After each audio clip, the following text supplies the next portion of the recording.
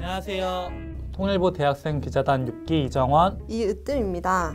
시청자 여러분, 혹시 두부밥과 개성약과에 대해서 들어보셨나요? 두 음식 모두 북한 음식들이기 때문에 처음 듣는 분들이 많으실 것 같아요. 저는 두부밥을 학교통일 전문 강사를 하면서 처음 접해봤는데요. 개성약과의 경우 최근에 먹어봤어요.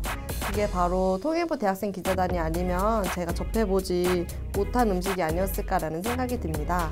맞습니다. 저희가 지난 2월 6일과 7일 통일부 대학생 기자단 6기의 워크숍이 있었잖아요. 저는 워크숍에서 북한 음식 문화 체험 시간에 이 음식들을 처음 접하게 되었답니다. 그리고 저처럼 두부밥과 개성약과에 대해 처음 들으시는 분들을 위해서 이으뜸 기자가 이 음식들을 정성스럽게 준비해 오셨죠?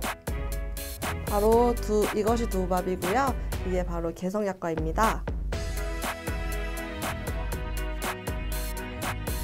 저는 두부밥을 처음 봤을 때 김밥 땡땡에서 파는 유부초밥인 줄 알았어요. 정말 그렇게 보이네요.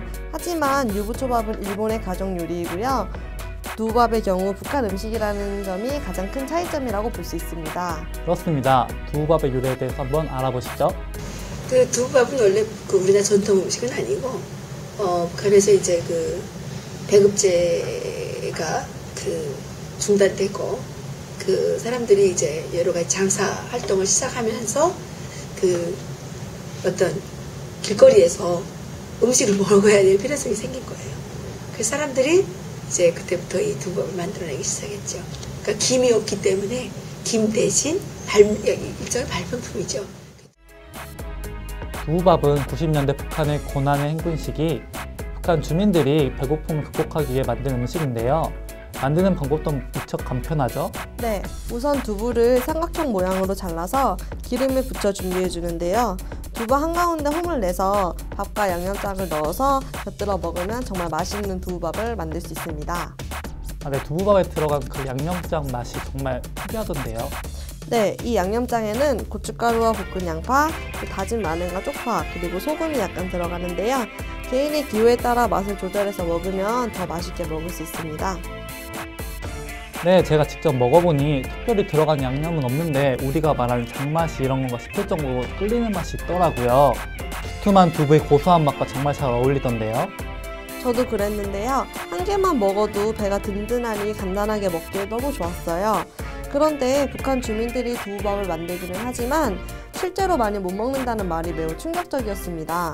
네, 북한 주민들은 본인의 배고픔을 해소하기 위해서라기보다는 돈이 많은 관광객들에게 이 음식을 팔아 돈을 벌어 배고픔을 극복하기 위해서 두부밥을 만들었다고 합니다. 네, 말씀하신 대로 북한에서는 팔기 위해 만든 음식이다 보니 탈북하신 분들이 늘 먹고 싶은 음식으로 두부밥 얘기를 상당히 많이 하시고요. 그러다 보니까 북한의 주민들의 애환이 많이 담겨 있는 것 같아요. 저도 두부밥에 대한 이야기를 들어보니 두부밥이 북한 주민들의 모습을 대표하는 음식이 아닐까 생각이 듭니다. 처음 접하는 두부밥과 달리 개성약과는 왠지 모를 친근함이 드는데요. 약과라는 이름 때문일까요? 그런 것 같아요. 약과는 꿀과 참기름, 집청이 들어간 우리나라 전통 과자라고 볼 수 있는데요. 하지만 우리가 아는 일반 약과와 개성약과는 모양부터 차이가 있습니다. 둥근 꽃 모양의 약과가 우리가 아는 흔한 약과잖아요. 개성약과는 한입 크기의 사각 형태로 되어 있는 모양입니다. 우리나라 사람들은 언제부터 개성약과를 먹게 되었을까요? 개성약과의 유래에 대해서 알아보겠습니다. 개성약과는 우리나라 이제 고려 시대에 만들어진 음식인데 그 당시 우리나라가 고려가 국교를 불교로 이렇게 제정을 하면서 육식을 금하고 차 문화가 발달했어요. 그러면서 차를 많이 마시게 되면 몸 안에 이런 유분기들을 다 이렇게 빼내기 때문에 차를 마실 때는 이 여러 유밀가루가 이제 필요하니까 그래서 유밀가루가 그때 발달하게 됐고 그 과정 속에서 개성약과가 만들어지게 됐는데 특히 개성은 고려시대의 수도였기 때문에 서울, 전주와 더불어 음식이 가장 호화롭고 다양한 지역 중에 하나로 손꼽히고 있지 않습니까? 개성약과 역시 궁중 요리에 비길 만큼 음식이 사치스럽고 공이 많이 들어가죠. 네, 개성약과를 만드는 과정을 살펴보면 밀가루와 참기름을 반죽한 다음 꿀과 술을 섞어 모양을 낸 후에 낮은 온도에서 튀겨주고 조청에 버무려주면 되는데요. 다른 약과와 달리 개성약과는 반죽을 접고 그 반죽을 다시 접어서 만드는 것이 큰 특징입니다. 그러다 보니 일반 약과는 약간 딱딱하고 찐득한 맛이 나는 반면에 개성약과는 약간 바삭한 맛이 나서 조금 더 식감이 좋다는 그런 얘기가 있습니다. 네, 고려시대 사람들은 개성약과를 참 많이 마셨다고 하는데 개성약과가 요즘 사람들이 많이 마시는 커피와도 무척 잘 어울린다고 하더라고요. 네, 아메리카노와 달콤한 와플을 즐기셨던 분들 이제 새로운 조합의 디저트를 시도해보세요.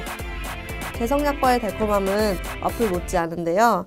우리에게 음식 문화 특강을 해주신 이해랑 교수님이 개성약과를 코리안 파이라고 해서 외국인들에게 대접을 했는데 반응이 매우 좋았다고 합니다.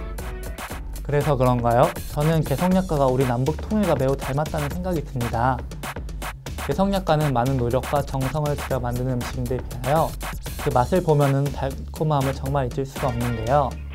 통일이라는 것이 정성을 들여 만들어지는 것이고 통일 대한민국을 만들게 되면은 세계 사람들이 우리나라에 대해서 큰 매력을 느낄 것이라고 생각됩니다. 정말 그렇네요. 남녀노소, 국적 불문. 전 세계 사람들이 인정하는 개성약과의 그 맛이 우리나라 대한민국 통일의 맛과 비슷하네요. 당신이 먹은 음식을 말해보라. 당신이 누구인지 알려주겠다라는 말이 있습니다. 음식은 단순히 영양학적이고 생물학적인 차원의 것이 아니라 개인과 사회, 나아가서는 민족의 정체성을 나타내는 중요한 문화적 차원의 상징물이라 생각합니다. 단순하게 보면 두우밥은 북한 주민들의 음식일 뿐이지만 그 안에서 살아가는 사람들의 모습을 보여주고 있고요. 잊혀졌던 개성약과는 우리 음식의 세계적 성공 가능성을 보여주고 있습니다. 미래 통일한국의 가능성도 개성약과와 같지 않을까요?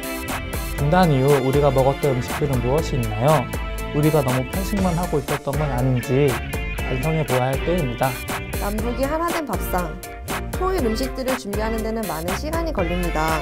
하지만 정성과 노력으로 낸 그 맛. 과연 어떤 맛일까요? 통일 음식의 맛을 기대해봅니다.